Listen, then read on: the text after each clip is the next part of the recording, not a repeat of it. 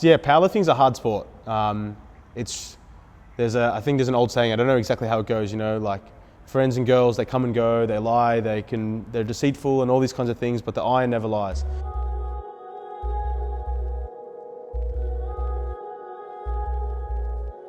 I guess some people find it hard to swallow the truth that lifting is hard and that progress isn't always as linear as you want it to be, and it's not always as straightforward as, all right, follow this 10-week cycle, retest 5 kilos plus on everything. It doesn't always work like that.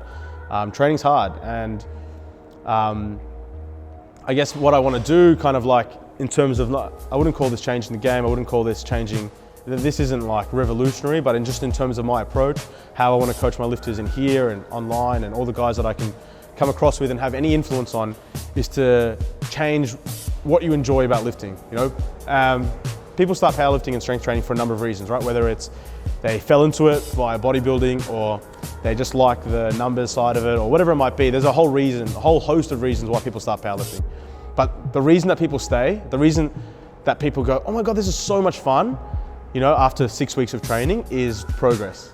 And that's the biggest poison in your longevity in the sport, is getting addicted to progress. Because someone starts and then they squat 100 kilos, and then you give them a basic beginner program, and 6 weeks later they squat 120, and they're like, oh my God, that was so cool. And that's what is cool. That is cool because it's rewarding. You've put in this work and you've seen a really clear result, and you feel a sense of achievement and all this kind of cool stuff. Like, that's all well and good. But then what happens when that stops, right? What happens when you squat 200 and you train for 10 weeks and then you squat 195? If you got addicted to the progress at the start, if that was your motivation and if that was what drove you to the position that you're in, later down the track, but when that stops, then you stop, right? And I see it time and time again. Lifters, I don't know what is exactly the mechanism, but they stop, they quit, they give up, they lose passion, they lose motivation, they lose the drive. And I think a big part of that is disappointment when progress slows down. And I can see an argument for boredom. Powerlifting is boring, right? 3 lifts, squat, bench, deadlift, repeat forever. That can be boring and daunting. But I think the main reason is, losing motivation and losing inspiration when your progress slows down. So from a coach's point of view though, one term that I like to use is lifetime PR or PB, personal best. What is your lifetime personal best?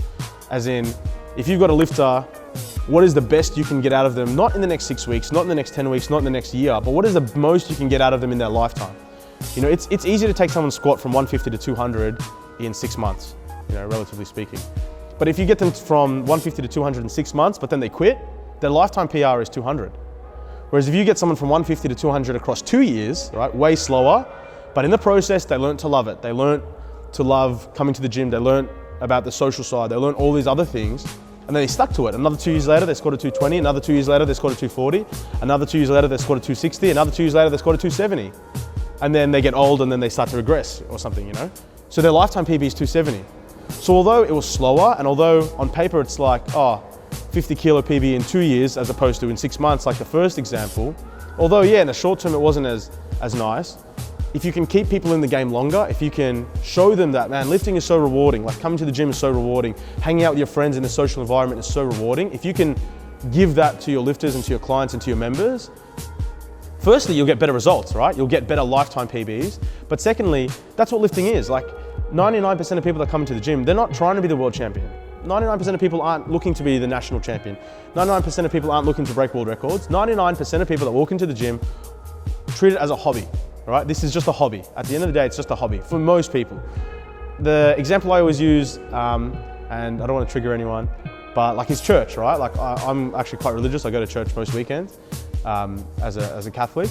But what keeps most people coming is like that sense of community and that sense of belonging and the sense of you've got something to do, Like I look around the church when I'm in and I feel like 50% of people are there out of habit, even more, maybe 80%, 90% of people are there out of habit.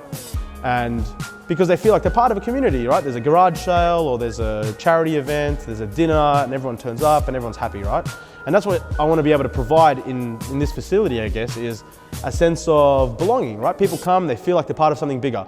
And if you hit PBs along the way and if you get stronger and if you get more jacked, that's good too.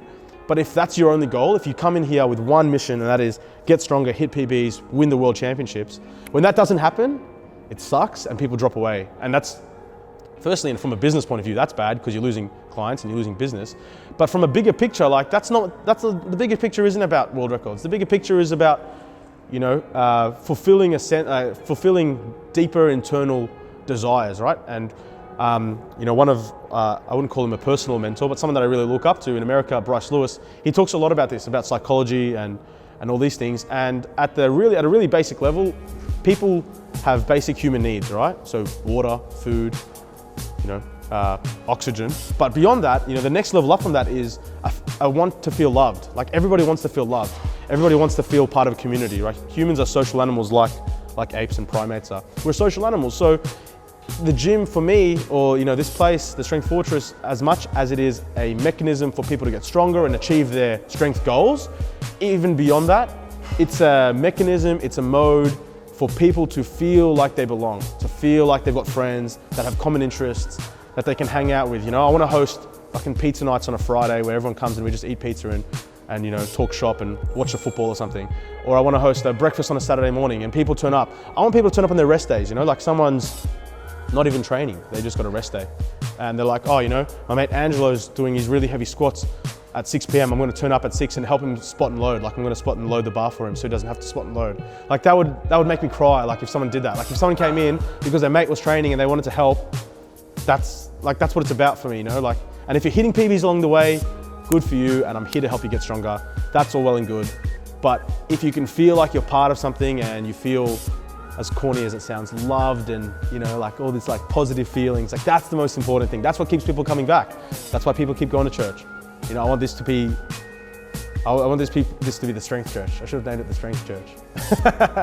But so I guess from a coaching point of view, from a coaching philosophy point of view, I don't want my lifters to get obsessed with adding weight to the bar. Obviously that's so important. That's what powerlifting is, right?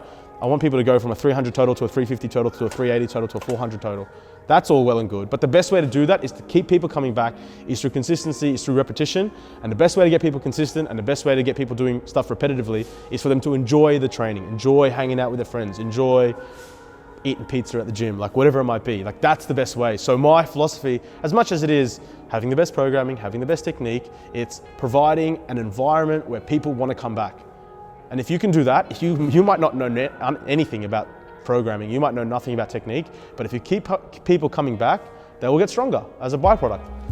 One of the sayings I have is, if you train 5 days a week for 10 years straight, you're going to get strong, regardless of the programming, regardless of your technique. If you train 5 days a week, every week for 10 years straight, you'll get strong.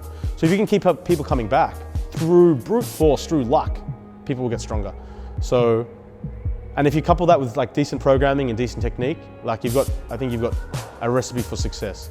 So I guess that's the approach that I'm going to have here is, I want people to love this place. I want people to love training as much as I like training. And as a byproduct, as a subsequently from that, people get stronger. And hopefully we produce some good lifters. And if we don't, that's cool too, as long as people are happy. Yeah. That's my approach, yeah. I nearly cried. Thanks, man. MVP, 09 all the way to 16. Even next season looking like a breeze. A lot of y'all ain't built for the league, yeah.